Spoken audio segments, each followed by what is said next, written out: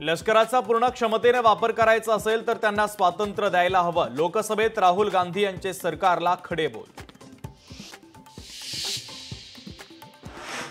राहुल गांधींच्या टीकेला पंतप्रधान मोदींचं प्रत्युत्तर। पहलगाम हल्ल्यातील दहशतवाद्यांना मातीत गाडलं। सैन्याला कारवाईसाठी मोकळीक दिल्यानं दहशतवाद्यांना पोचणारे आकात थरथरतात।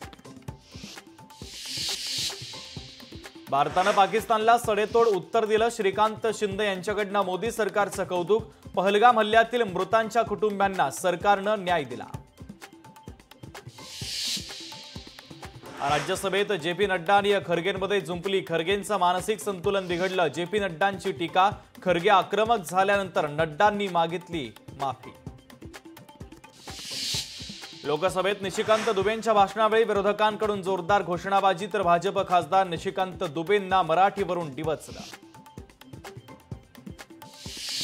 संसदेत श्रीकांत शिंदे बोलत असताना विरोधकांकडून घोषणाबाजी। भाषणादरम्यान श्रीकांत शिंदे यांनी विरोधकांना सुनावलं, मॅच्युअर व्हा, सभागृहामध्ये आहात, पालिकेत नाही।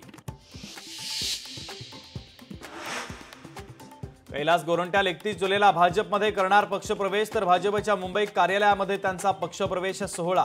मुख्यमंत्री फडणवीसांच्या उपस्थितीमध्ये कैलास गोरंट्याल भाजपमध्ये प्रवेश करणार।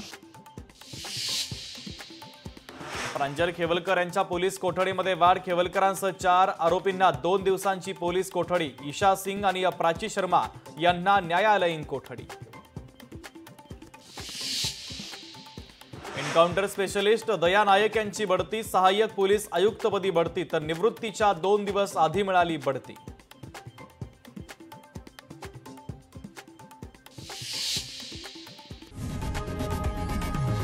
लोकशाही मराठी ऐका, पहा, जागरूक रहा।